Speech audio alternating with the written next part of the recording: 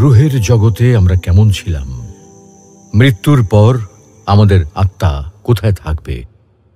প্রিয় দর্শক, আজকে আমরা একটি অত্যন্ত গুরুত্বপূর্ণ বিষয় নিয়ে আলোচনা করব, আর সেটি হচ্ছে রুহের জগতে আমরা কেমন ছিলাম, মৃত্যুর পর আমাদের আত্মা কোথায় থাকবে। আদিতে আল্লাহ রাব্বুল আলামিন একাকী ছিলেন, কোনো কিছু সৃষ্টি করেননি। অতঃপর তিনি ইচ্ছা করলেন মহাবিশ্ব সৃষ্টি করবেন, মাখলুকাত সৃষ্টি করবেন। তখন তার মহা ইলমের মধ্যে মানুষ সৃষ্টির পরিকল্পনা ছিল। পরিকল্পনা মোতাবেক তিনি সকল মানুষের রূহ সৃষ্টি করলেন, আর এই রূহগুলিকে সৃষ্টি করে যে জগতে রাখলেন তাকে বলা হয় আলমে আরওয়াহ বা রুহের জগৎ। আল্লাহ তাআলা মানুষের জন্য 4টি জগৎ নির্ধারিত করে রেখেছেন। ইসলামিক স্কলারদের মতে এই 4টি জগৎ হচ্ছে: 1 আলমে আরওয়াহ বা রুহের জগৎ, 2 হচ্ছে দুনিয়ার জগৎ, 3 আলমে বারজাখ বা কবরের জগৎ, এবং 4 আখিরাতের জগৎ। মানুষের জীবন এই 4টি জগৎ নিয়ে গঠিত এবং প্রতিটি মানুষকে এই 4 জগৎই অতিক্রম করতে হবে। আমরা প্রথমে আলমে আরওয়াহ বা রুহের জগতে ছিলাম, সেখান থেকে দুনিয়ার জগতে এসেছি। তারপর একদিন এই দুনিয়া ছেড়ে আলমে বারজাখ বা কবরের জগতে চলে যাব। অতঃপর সেখান থেকে অন্তহীন আখিরাতের জগতে প্রবেশ করব।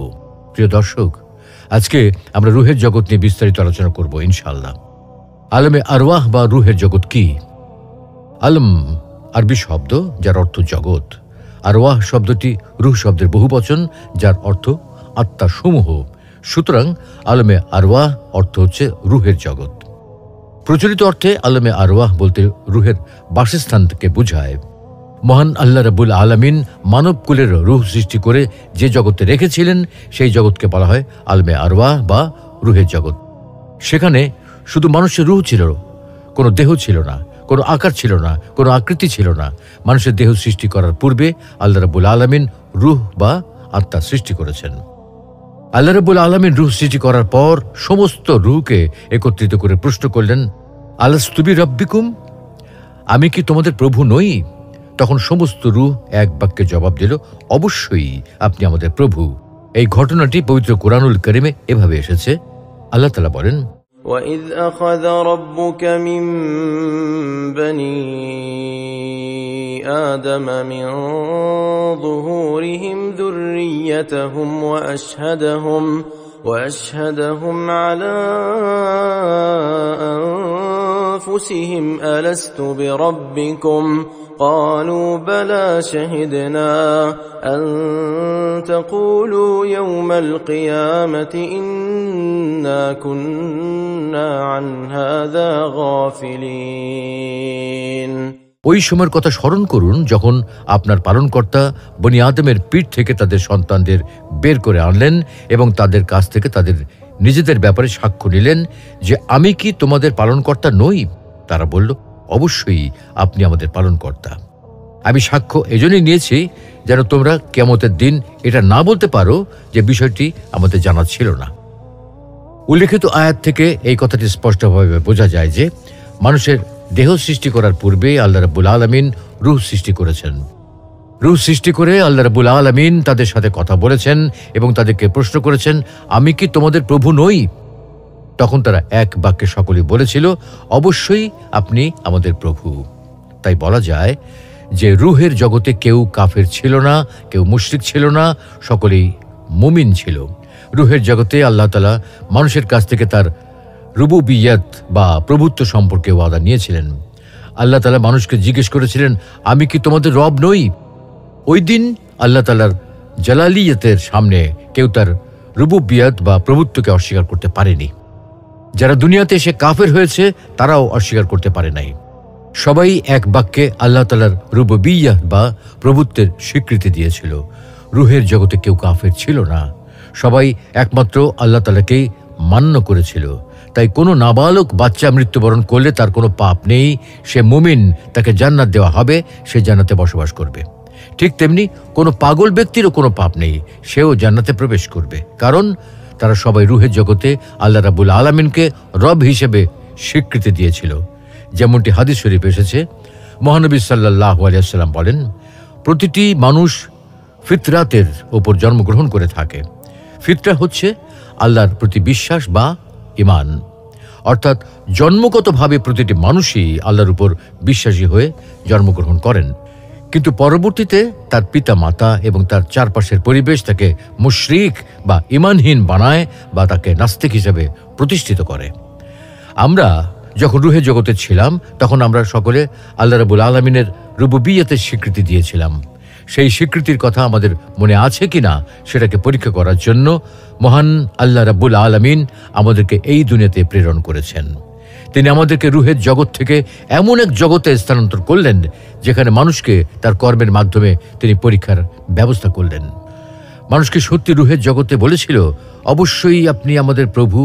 সেটা দুনিয়াতে এসে কি মনে রেখেছে নাকি ভুলে গিয়েছে? যেমন আল্লাহ তাআলা বলেন, أحسب الناس أن يتركوا أن يقولوا آمنا وهم لا يفتنون। মানুষ কি মনে করে তারা শুধু একথা বলি অব্যাহতি পেয়ে যাবে যে আমরা আল্লাহকে বিশ্বাস করি, অথচ তাদেরকে পরীক্ষা করা হবে না? উক্ত আয়াতের মাধ্যমে বোঝা যায় যে আমরা রুহের জগতে অঙ্গীকার করেছিলাম, অবশ্যই আপনি আমাদের প্রভু। সেটা পরীক্ষা করার জন্যই আল্লাহ রাব্বুল আলামিন আমাদেরকে এই দুনিয়াতে প্রেরণ করেছেন। রুহের জগৎ সম্পর্কে হাদিসে এসেছে, আম্মাজান আয়েশা রাদিয়াল্লাহু তাআলা আনহা বলেন, আমি নবী করিম সাল্লাল্লাহু আলাইহি ওয়াসাল্লামকে বলতে শুনেছি, সমস্ত রূহ সেনাবাহিনীর মতো একত্রিত ছিল। সেখানে যে সমস্ত রুহের পরস্পর পরিচয় ছিল, এখানেও অর্থাৎ এই দুনিয়াতেও তাদের মধ্যে পরস্পর পরিচিতি থাকবে। আর সেখানে অর্থাৎ রুহের জগতে যাদের মধ্যে পরস্পর পরিচয় হয়নি, এখানেও তাদের মধ্যে পরস্পর মতভেদ থাকবে। বুখারী শরীফের উল্লেখিত হাদিসের মাধ্যমে রুহের জগতে মানুষের কর্মকাণ্ড সম্পর্কে আমরা একটি স্পষ্ট ধারণা পেলাম। কেউ কেউ বলেন যে মানুষ সৃষ্টি 2000 বছর পূর্বে আল্লাহ তাআলা রুহ সৃষ্টি করেছেন। প্রকৃতপক্ষে যে হাদিসের উদ্ধৃতি দিয়ে দেহ সৃষ্টির 2000 বছর পূর্বে রুহ সৃষ্টির কথা বলা হয়, সেই হাদিসটি সঠিক নয়। আবার কোনো কোনো ইসলামিক স্কলার বলেন, আলমে আরওয়াহ বা রুহের জগৎ বলতে আসলে কোনো জগৎ নেই। প্রকৃতপক্ষে রুহ হচ্ছে মহান আল্লাহ রাব্বুল আলামিনের একটি আদেশ মাত্র। মানুষ যখন তার মাতৃগর্ভে বেড়ে ওঠে এবং তার দুনিয়াতে আসার উপযুক্ত সময় হয়, তখন মহান আল্লাহ রাব্বুল আলামিনের নির্দেশে তার দেহের ভিতর রুহ ফুঁকে দেওয়া হয়। তাই বলা যায় যে রুহের জগৎ বলতে কোনো জগৎ নেই। তারা দলিল হিসেবে আল কোরআনের এই আয়াত উল্লেখ করে থাকেন। وَيَسْأَلُونَكَ عَنِ الرُّوحِ قُلِ الرُّوحُ مِنْ أَمْرِ رَبِّي وَمَا أُوتِيتُم مِّنَ الْعِلْمِ إِلَّا قَلِيلًا। তারা আপনাকে রূহ সম্পর্কে জিজ্ঞাসা করে, আপনি বলে দিন, রূহ আমার পালনকর্তার আদেশ মাত্র। এ বিষয়ে তোমাদেরকে সামান্য জ্ঞানী দান করা হয়েছে।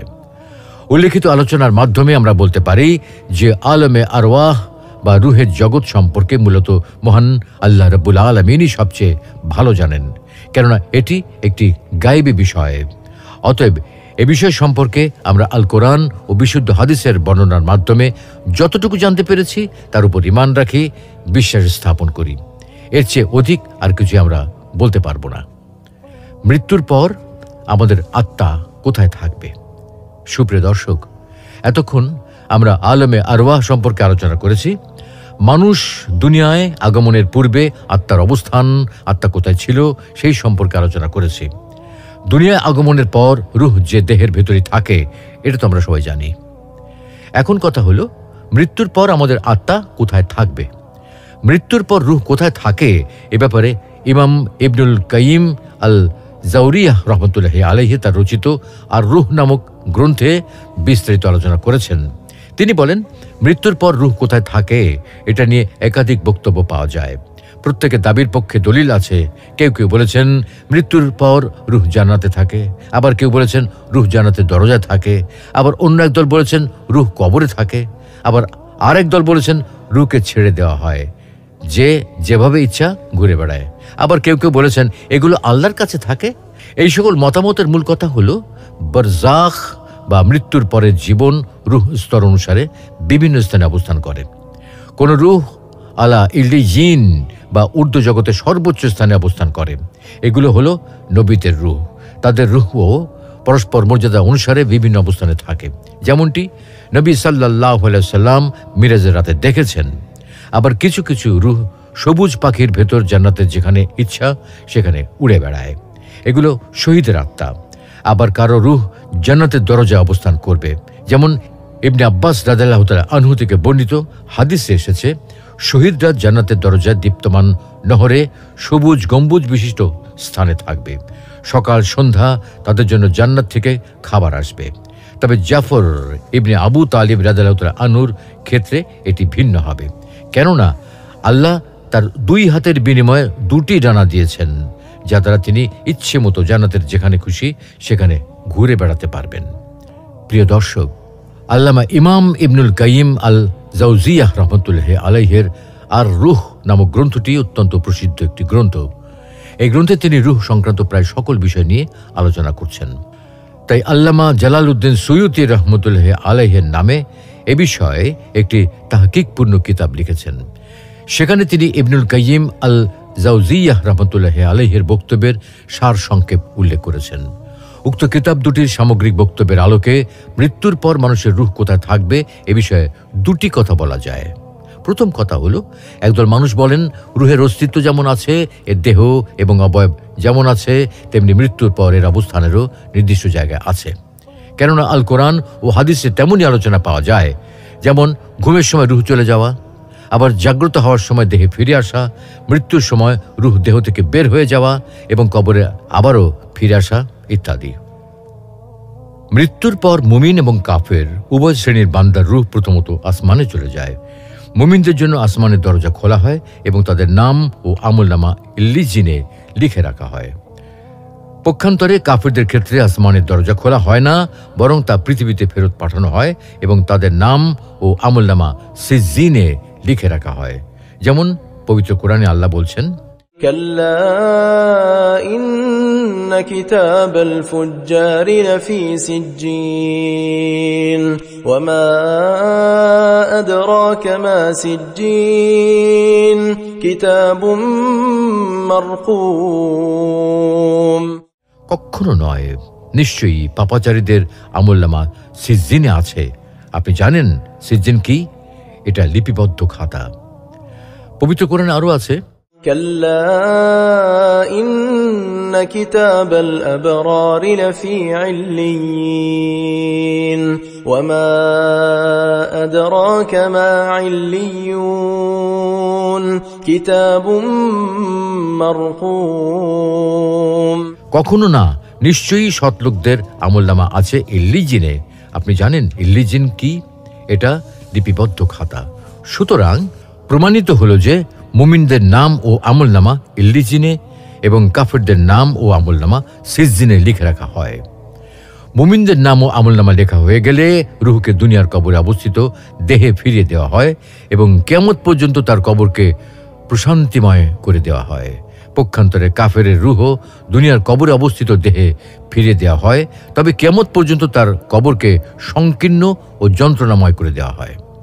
এ প্রসঙ্গে শাইখুল ইসলাম ইবনু তাইমিয়া রহমতুল্লাহি আলাইহি বলেন, সমস্ত সহিহ হাদিস থেকে প্রমাণিত হয় যে মৃত্যুর পর রূহ আবারও দেহে ফিরিয়ে দেওয়া হয় এবং এটাই জমহুরদের মতামত। দ্বিতীয় কথা হলো, মৃত্যুর সময় রূহ আসমানে চলে যাওয়া, এরপর আবারও দেহে ফিরে আসা, এটা সম্পূর্ণরূপে গায়বের বিষয়। এ বিষয়ে মৌলিকভাবে বিশ্বাস রাখা ওয়াজিব, তবে এর কৈফিয়ত বা প্রক্রিয়া সম্পর্কে আলোচনা করা উচিত নয়, কেননা এটা আলমে বারজাখ বা অন্তর্বর্তী জগতের বিষয়, যে সম্পর্কে আল্লাহ ব্যতীত অন্য কারো কোনো ধারণা নেই। প্রখ্যাত আলেমে দিন শেখ ইবনু উসাইমিন বলেন, মৃত্যুর পর মানুষের রূহ আসমান থেকে আবারও দেহে ফিরে আসে এবং দেহের ভিতরেই অবস্থান করে। তবে এই ফিরে আসার পরের অবস্থানটা দুনিয়ার জগতে জীবিত অবস্থার মতো নয়, বরং এটা আলমে বারজাখ বা অন্তর্বর্তী জগতে দেহের ভিতরে রূহের অবস্থান, যা একটি গায়বী বিষয়, যার প্রক্রিয়া সম্পর্কে কারো কোনো ধারণা নেই। সুতরাং এই ধরনের গায়বের বিষয়ে আমাদের কর্তব্য হলো তাওয়াক্কুফ করা, অনর্থক অনুসন্ধান না করা। কারণ আল্লাহ তাআলা পবিত্র কোরআনে ইরশাদ করেন, ولا تقف ما ليس لك به علم إن السمع والبصر والفؤاد إن السمع والبصر والفؤاد كل أولئك كان عنه مسؤولا। যে বিষয়ে তোমার কোনো জ্ঞান নেই তার পিছনে পড়ো না, নিশ্চয়ই কান, চোখ ও অন্তর এদের প্রত্যেকটাই জিজ্ঞাসিত হবে। সুপ্রিয় দর্শক, আমরা আলোচনার শেষ পর্যায়ে চলে এসেছি, তাই এখন সংক্ষেপে আবারও বলতে চাই, রূহ হলো আল্লাহর এক বিশেষ রহস্য, যে সম্পর্কে মানুষকে কোনো জ্ঞান দেওয়া হয়নি। বিষয়টি একটি গায়বী বিষয়। এ বিষয়ে আল কোরআন সহ কোনো আসমানি কিতাবে তেমন কিছু বলা হয়নি। এমনকি তাওরাত গ্রন্থেও এ বিষয়ে বিশেষ কিছু বর্ণনা করা হয়নি, বরং সম্পূর্ণ বিষয়টিকে মানুষের কাছ থেকে গোপন রাখা হয়েছে। তাই রূহের বিষয়ে যেমন মানুষের পক্ষে নিশ্চিত করে কিছু বলা সম্ভব নয়, তেমনি মানুষের পর রূহ কোথায় থাকে বা থাকবে এ বিষয়েও নিশ্চিত করে কিছু বলা সম্ভব নয়। বরং এ বিষয়ে তাওয়াক্কুফের মতো পোষণ করাই হলো সর্বোত্তম মতামত ও অনুকরণীয় পন্থা। রাইসুল মুফাসসিরিন আব্দুল্লাহ ইবনে আব্বাস রাদিয়াল্লাহু তাআলা আনহু সহ অধিকাংশ সালাফে সালেহিন এই মতামতে পোষণ করতেন, এবং আব্দুল্লাহ ইবনে আব্বাস রাদিয়াল্লাহু তাআলা আনহুকে রূহ বিষয়ে কিছু জিজ্ঞাসা করা হলে তিনি বলতেন, রূহ হলো আল্লাহর আদেশ বিশেষ, তোমরা বিষয়টি নিয়ে এত বাড়াবাড়ি করো না, বরং এ বিষয়ে আল্লাহ তার নবীকে যতটুকু জানিয়েছেন এবং যেমনটি বলেছেন এ বিষয়ে তোমাদেরকে খুব সামান্যই জ্ঞান দেওয়া হয়েছে, তার চেয়ে বেশি কিছু বলতে যেও না। আল্লাহ রাব্বুল আলামিন আমাদের সকলকে গায়বী বিষয়ে তিনি যতটুকু জানিয়েছেন ততটুকুর উপরই পরিপূর্ণভাবে ঈমান আনার তৌফিক দান করুন, এবং অপ্রয়োজনীয় বিষয়ে অনুসন্ধান করা থেকে বিরত থাকার তৌফিক দান করুন। আমিন।